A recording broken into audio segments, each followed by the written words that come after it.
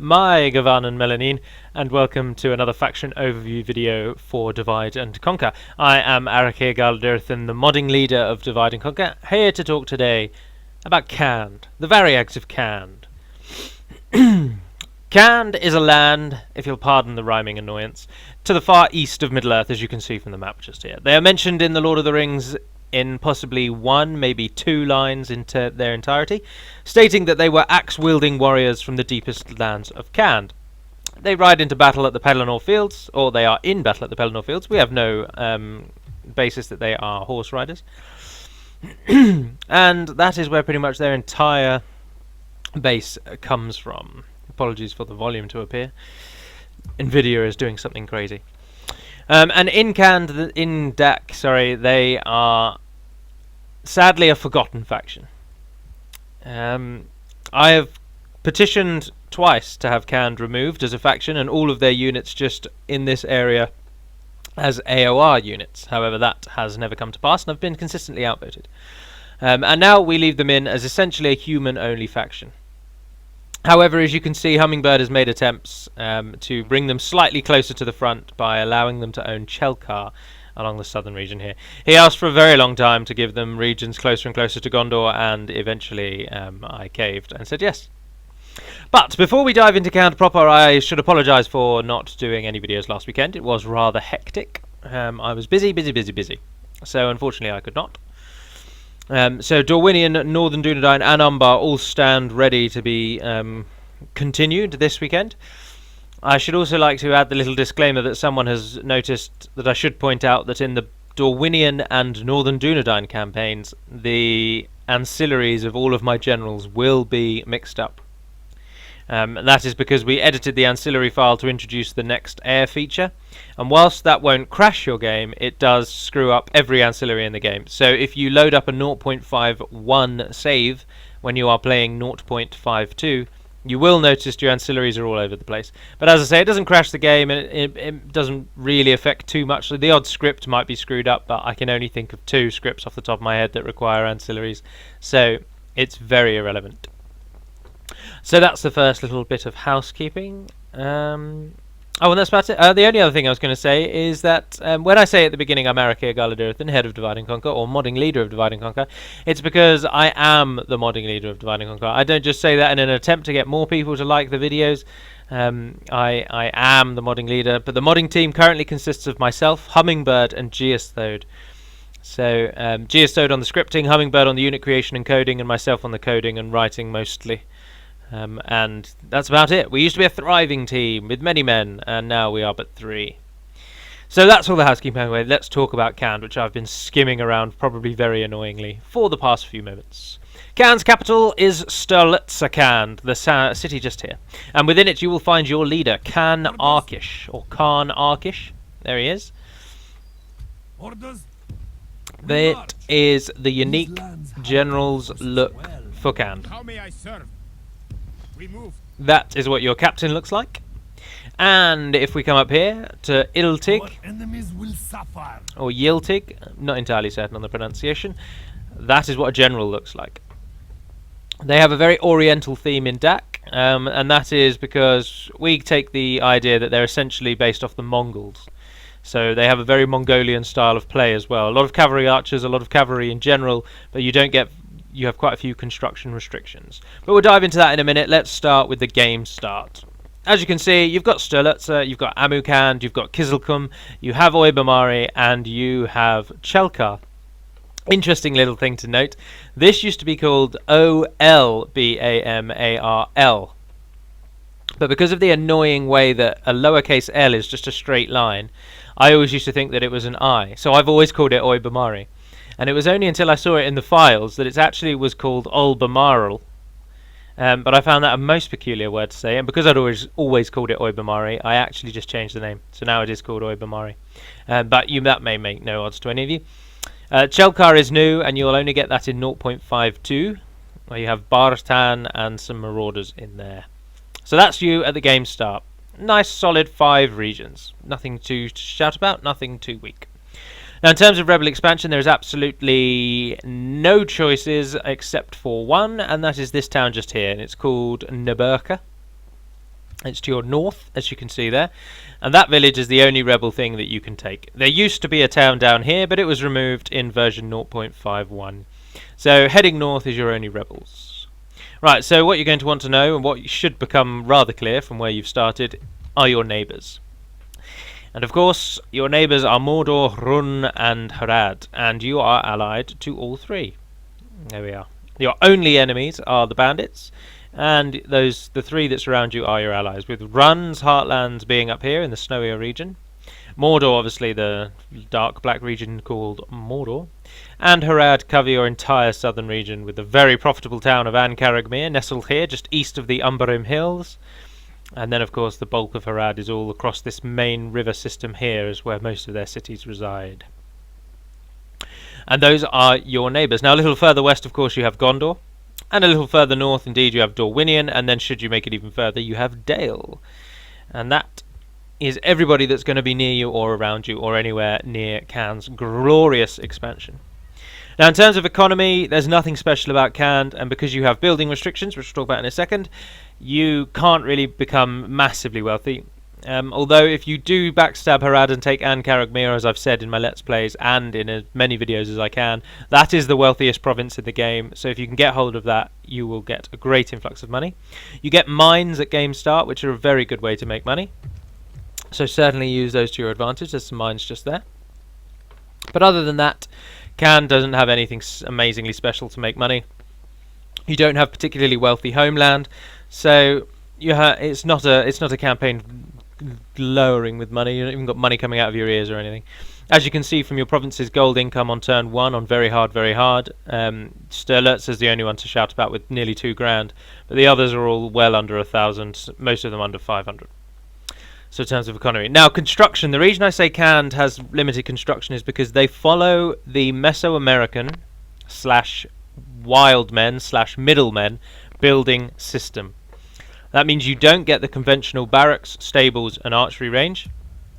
You get this building here. It's called Nomadic Gathering Grounds.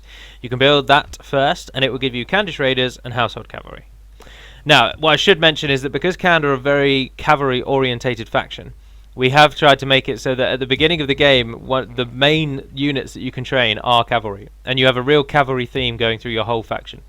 After Rohan, you are the most cavalry-orientated faction. And then closely followed by Dol Amroth. So, as you can see, the first building that you can build, well, the first thing you get is land clearance or farms, and from farms you get steep tribesmen, steep archers and marauders, or steppe tribesmen, steppe archers and marauders, which are your militia units, as we'll see in the second half of the video. And then the first building that you can build that will train anything, well, you can get a Baluster Maker of course, but everyone gets a Baluster Maker. But the first thing you're going to get, not military lodgings, is a Nomadic Gathering Grounds, as I've said, and that gives you Khandish Raiders and Household Cavalry, 2 very sturdy cavalry units. And then the next one up from that is Military Lodgings, which we'll find in Sturlurtz. And Military Lodgings just adds the ability to have ground troops, basically, as the description will tell you. So you get Khandish Raiders and Household Cavalry from the base, and then it adds the Household Axe, Household Warblades and Khandish Hunters. And as you can see, this is available before the barracks event. So the first barracks that you can build will give you 2 types of cavalry, a ranged and a melee. The raiders and then the cavalry respectively. And then you can upgrade to get some military lodgings, which aren't particularly expensive for the number of units they give you. And then you can get your equivalent ground troops. And then after the barracks event you get a castle looking building, although I can't remember if we still use a castle. I may have stolen that and used that for Umbar. No, can still do. You get a castle looking building which trains your elites, except for your 4 major elites, and I will talk about more of them in the second half of the video when I actually line them up. So we'll talk about their recruitment. So it's very easy to recruit your units because they come from one building. However, your units aren't particularly amazing. You're a faction that focuses on hordes more than strength. But you do have a very heavy cavalry focus, as I've said. And the downside to this is that you can't build any towns higher than, I believe, a city. Oh no, it may even be a large town. What did I make it? Yes, the highest town you can get is a large town, which is what Sturlurtz Khand starts as. And you cannot upgrade any castles. So you can't grade up any castles at all. You are a real nomadic faction. You're probably the only faction in the game who really shouldn't have cities or castles at all. You're a tent-dwelling nomad people who roam the lands of Khand, hunting, gathering, and enjoying the fact that no one ever attacks them. So you can't build your cities up and you can't build your castles up. So that's the restriction, unfortunately. Now, in terms of guilds, you are one of the few factions that gets the very rare and very unique Horse Breeders Guild. And there's a Master Horse Breeders Guild as well. So you're one of the only factions that get those.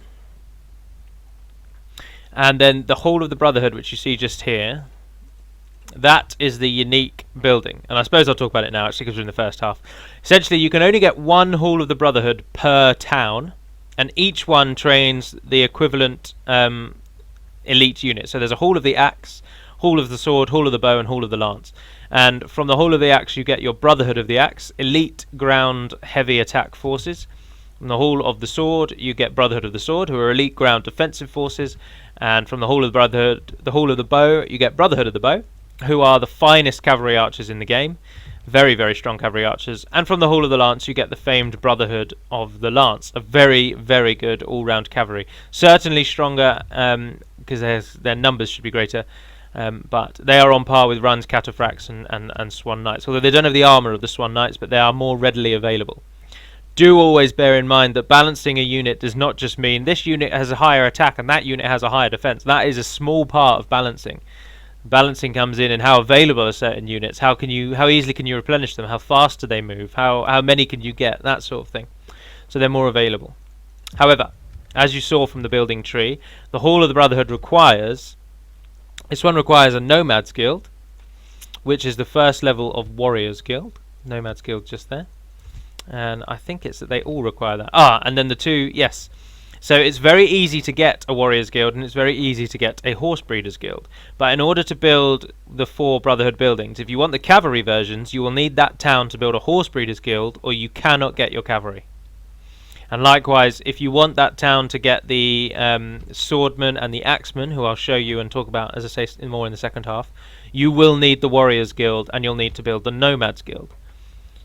But as I say, these 2 guilds are very easy to get, so you won't struggle to get them, but it's just making the choice of which town can train what and where. And it's just highlighting the fact that that Khand are nomads. They wouldn't have all 4 heavily armed and ready battalions from a single town. They can mostly muster 1 elite from each town, and then they have to focus on them. So that's a little unique, it's not really a script, but that's a little unique feature for Khand. Other than that, at the moment there are no other scripts for Khand. They are a very nothing-y faction. They're a good fun faction because of their unique start, but I would suggest the most fun is to be had when you backstab your allies. But if you don't backstab your allies, your capital is so safe that you've easily got one of the easiest campaigns in the game. And because no one can get to you, no one will attack you. I mean, Chelkar Dol Amroth and Gondor may now see Khand a lot sooner with the introduction of Chelkar to their starting region. As they are only 1 town away now from Gondor's border, because Gondor often take the town there at that river crossing, and 1 town covers this whole region. So they're only a province away now from Gondor.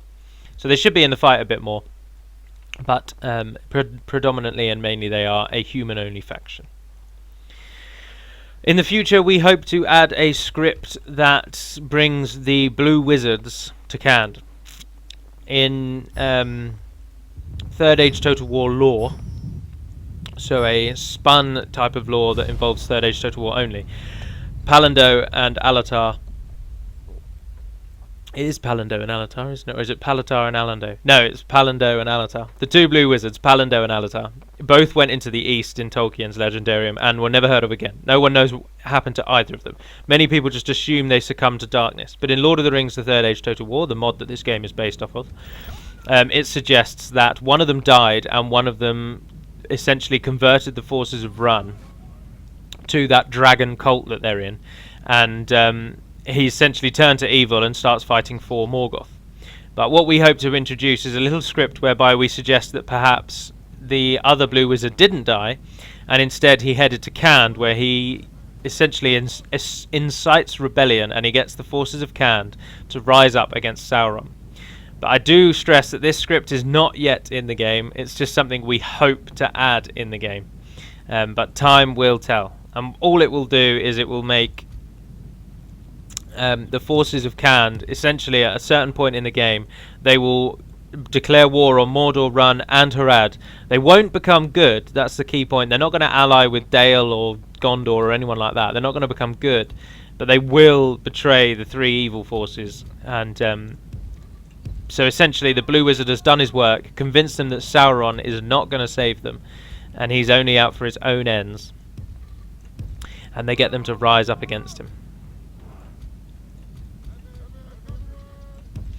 Right, so to the actual faction themselves, as you saw from the brief spinny out overview I did at the beginning there, Khand have a lot of cavalry. As you can see, there are cavalry in every single tier, and they have far more cavalry than they do foot soldiers.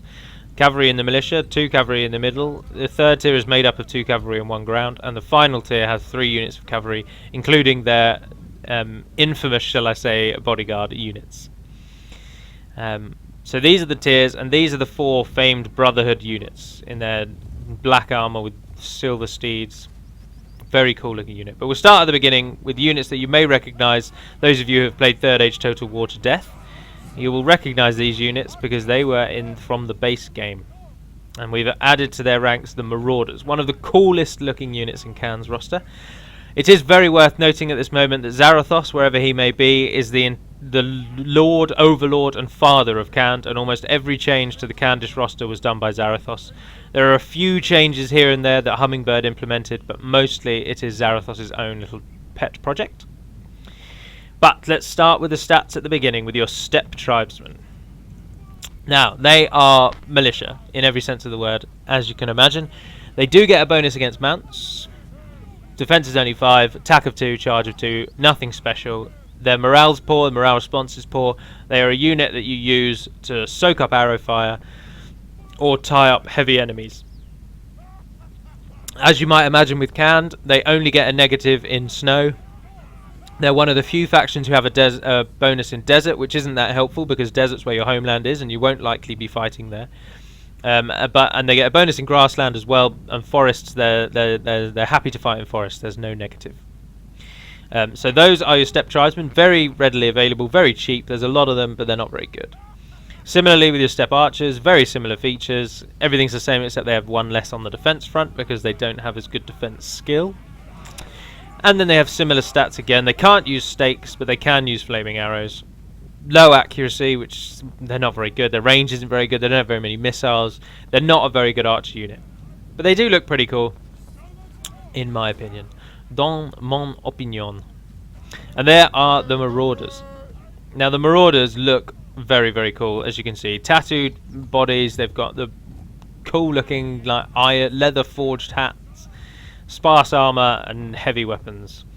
But unfortunately, whilst they look really cool, their greatest feature is that they're really fast. But the game doesn't tell you that because it can't put in a stat saying they're fast. So all you get is the stats here, and as you can see, again, not very good. Their defense is 5, but 3 of that's from their armor. Their attack's only 3. Their charge is 5, so they'll at least do a charge. But they're a unit that will run down routing units and help pepper the enemy, but they're not going to do any serious damage. They've got a better morale and a better morale response than their dismounted cousins. They get a bonus against horses, which is very good to see. So you can use them as anti-cavalry.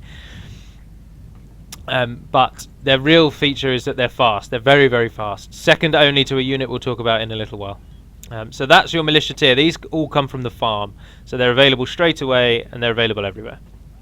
Right, this is the next tier. Now, the 2 cavalry units will come from, as I say, the nomadic gathering grounds. And the 3 ground units will come from the military lodgings, which you have to... So essentially the 2nd barracks level, but still before the barracks event.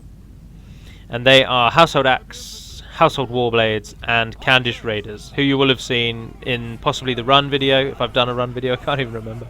I don't think I have yet, because I don't like Run. So they are also... You can get them for Run, and I think Harad get a few of them. But we'll start with the 2 units you get first, which are the Household Cavalry and the Mounted Archers. As you can see, this is the first unit which has the Oriental-inspired theme. They've got the flags reminiscent of Japanese warfare. They've got helmets reminiscent of Chinese warfare. And similar I can't remember what the name of that type of armor is, but that's an armor that you see very frequently in Oriental, where there's lots of small pieces of either leather or iron. I don't know what they'd be made of, and they're sort of stitched together. So it's their equivalent of chainmail, one would assume. But as you can see, they are pretty cool. You've got holding onto their shields there, the bright white shield, and pretty cool little spears as well to go with it. But we're interested in their stats. Their attack is 4, their charge is 6, so only slightly better than the Marauders, who live up to their rather aggressive name. But their defense is 13, so the first unit that can actually hold its ground. These are also skilled against cavalry, which is a trait very reminiscent of all, not reminiscent, a trait that pervades all the stats of Khand, really. Because not only are Khand a cavalry faction, they're also expert cavalry killers, which is often true of a faction who know how to use cavalry. You also know how to bring down cavalry. So they can deal with enemy cavalry quite well. So good stats for a unit that's available before the barracks event, especially in cavalry. Their secondary attack is 5, so slightly better when they pull out their swords, although some of them, as you can see, they have axes. In fact, they all have axes, so they don't have swords. And they've got average morale and average morale response. You can have a little read of the rest of the bits and pieces there. But this is where Khand really shine, the Khandish Raiders. Now, as Run and Harad, you only get these as AOR units, but as Khand, you get them everywhere. And these are cavalry archers, and good cavalry archers at that. Missile attack is 3, which is very good for cavalry archers. They can form the Cantabrian circle, or the shooting circle. Their melee is 6, so they're quite good when they drop that, but their armor's not as good as the household, so you do have to be wary. And those are their stats there. They have a high accuracy, very good accuracy from the cavalry archers, whilst their ground archers, which only consists of 2 battalions, aren't as accurate. But again, average morale response, and you can have a little look at the rest of that. Khandish Raiders are very good for a pre-barracks event unit, and your army should consist mostly of those and mostly of household cavalry. Cavalry are your strong point, they're the unit you get the most, and if you can learn to use them effectively, Khand are very easy. Khand are already an easy faction, but they're made even easier by the introduction of being a cavalry heavy faction. Right, let's have a look at the ground units. There's household axes, which as you can see are just a dismounted version of the household cavalry, but with heavy two-handed axes, with a bit of a runic theme in some of them, as you can see there from the half-star shape. Now these don't have as good defense as the household cavalry, but still a good defense for a pre-barracks unit. Their attack is very high, with a solid charge to back that up, but do note that these are not effective against armour. They have a high attack and a good charge, but they're not effective against armour. They have average morale and average morale response, so a good dependable unit, but not the same as some of the killers from the other evil factions, such as berserkers and hunters, orc hunters for Misty Mountains. Right, your first dependable defensive unit are the household warblades. Solid defense, good sort of late militia tier defense system. A reasonable attack of 6 with a nice charge of 3. Again, their morale is average, but their morale response is good, so they can deal with morale shocks better than the other units of this tier. So good all-round unit. And then backed up, as we've already seen, with the Khandish Hunters, the dismounted version of the Khandish Raiders, and the second and last archer unit on foot that Khand get. So you've got all of your ground archers before the barracks event. They have good stats for an archer unit, as you can see, very similar to the household units in terms of stats. Missile attack again of 3. Average morale response. Their accuracy is only average though, so the mounted archers are better. But they are your second and last archer unit. Right, then we come to the units that are going to be available straight away after the barracks event. Or they will need an upgrade in your barracks. These come from the 3rd barracks tier. And they are Variag archers, Variag warriors, and Variag wind riders. Do note that the Variags of Khand are said to be the greatest tribe of Khand in our sort of own little lore, and that's why they fill up this 3rd tier. But we'll start with the wind riders. They are so named because they have the fastest running speed in the game. So they're the fastest cavalry unit that you can get in the game, and they are very, very good to go with that. Very high attack of 11 and a good defense of 20, which means they can hit the enemy line faster than anyone else. They're incredibly good at hit and run attacks because you can get them out. No other cavalry can catch them. That's the key. They will outrun everyone. So you really want to be using these as raiders. Very, very good raiders. Especially given that they have very good morale with impetuous morale response. So they've got the best type of morale response, and they've got the second best type of morale. They are all-round killing machines, and you should use them as often as you can. And they look pretty cool as well. Again, following the Oriental theme, but a bit simpler on the base, but with the sort of rooster tail hat that they've got going there. So Wind Rider's very good unit. Just a brief mention on Khand monetarily, they're not a cheap faction, but they're not a rich faction. They're not an expensive faction, sorry. So they're not going to break the bank playing as Khand, but you also won't have hordes and hordes and hordes and hordes and hordes. So the units are medium in terms of expensive, in terms of cost. Right, Variag warriors, dismounted version of the Wind Riders. So they've lost their speed, but they've kept their ferocity. As you can see, they've lost their helmets and they have slightly different armor. Their defense is 15, so a boost up from the middle tier. Nice attack, nice charge, so they're good defendable units. The morale response is again impetuous, so they're going to deal very well with morale shocks, but their morale is only average. So they can deal well with morale shocks, but they still don't have a huge pool of which to pull from in terms of morale. And they are accompanied by the Variag archers. And these are very good mounted archers again. An armoured equivalent essentially of the raiders. Better missile, better melee, better charge, better defence. They can do this circle again, as all of them can. Average and average again, with high accuracy, reasonable range, and a lot of arrows. Nothing really else to say about them other than they are better cavalry archers. There are 3 units of cavalry archers for Khand.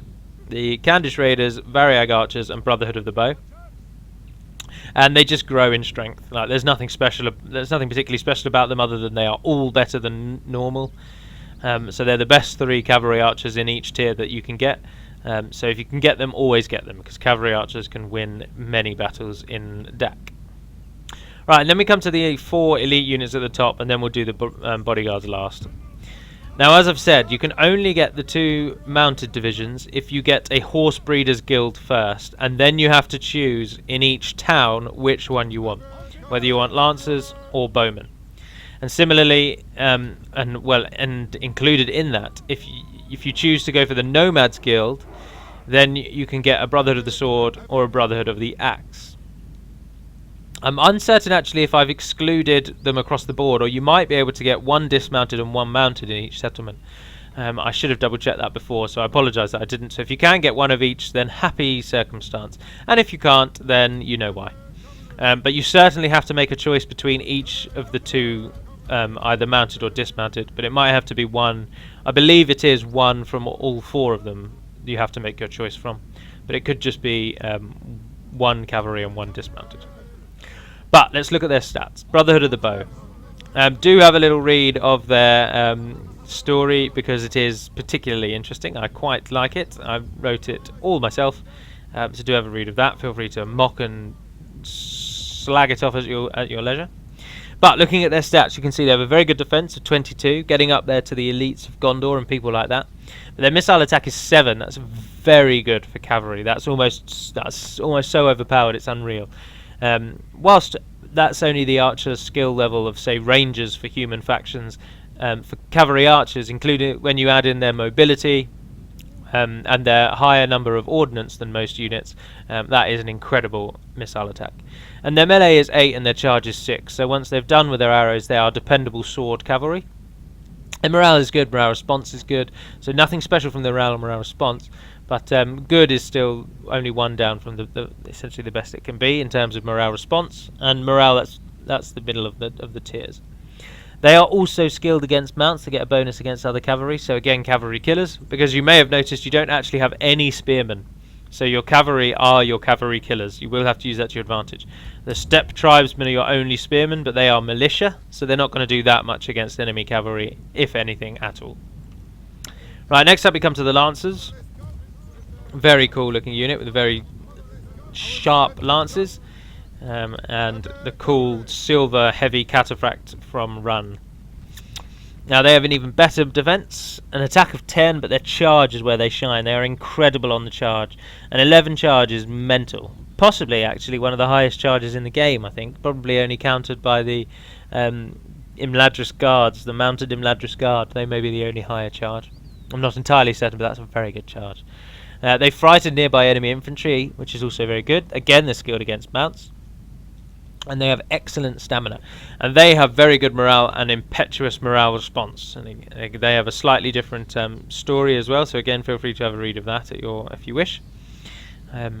There they are with the bonus against cavalry and whatnot, but they do get a negative effect in forest, so they won't fight as well in forest as you would expect from cavalry. Right, and your dismounted options are heavy axemen and swordmen. As you can see, the swordmen have 2 swords, but their defense is 24, and 18 of that is in armor, so they're going to do very well against enemy arrows. Their attack is 11, which is really fierce, but a low charge bonus to make that. So they haven't got a particularly good charge bonus. They've got a terrible charge bonus, but they get a very good dependable attack. They inspire nearby troops, so whereas these frighten enemy troops, the Brotherhood of the Sword inspire nearby troops. So they will make everyone around them have higher morale, which tends to make them fight better. And again, good morale, impetuous morale response, nothing particularly special. As you've seen, the Brotherhood of the Lance are so far the sort of shining star of Khand's 4 elite units, but each one has their own merits. The Lance are, as you might imagine, a lot more expensive. Again, never take the recruitment cost from custom battle. It has no effect on the campaign. It's not reminiscent of what the campaign cost will be. Always take the costing from campaigns. So the Lance are the most expensive. But the Sword are very, very dependable killers, as you can see from there. And then the final option are the Brotherhood of the Axe. Now they have a slightly worse attack, but they are effective against armor. Again, they inspire nearby troops. And they have a 7 charge bonus, which makes them lethal on the attack. But their defense is slightly worse. So then they don't have as much defense as the swordmen, but they are more aggressive than the swordmen. And that's the kind of playoff. These are aggressive and these are slightly more defensive. But it's better to obviously have a mix of the two, because their main bonus is in their charge, and once they've charged, they're not as great. Whereas they have no real charge, but they're a lot better on the defense.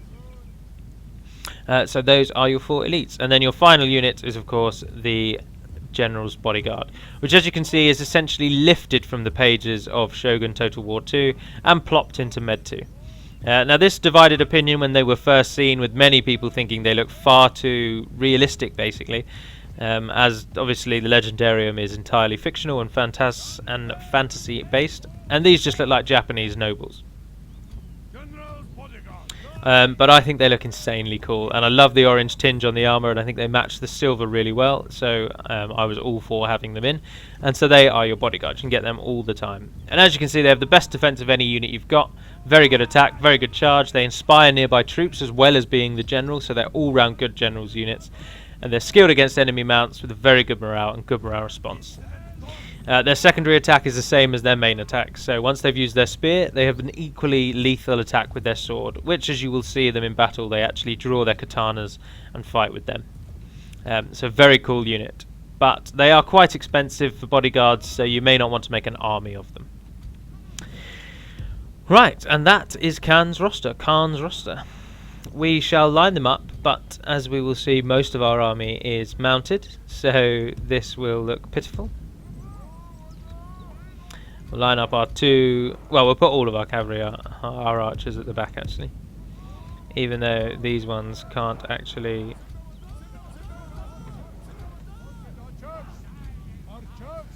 There we are. And then finally we'll take the rest of our cavalry and line them up over here. Oh, we want to actually line them. We are up against a force from Dorwinion. So let's move the cavalry around. Do keep an eye out for the Marauders and the Wind Riders, who are very, very fast when they run. The Variag Nobles are also quite fast, so don't be fooled by their heavy armour look. They are very, very fast indeed. But the Lancers are slow. The Household Cavalry have no real bonus, but the Marauders and Wind Riders are very quick. The cavalry, it is worth noting that all Khandish cavalry is faster at each tier level than any other units from other factions, but the Wind Riders are the fastest, as you can see by them absolutely breaking away from the other groups there.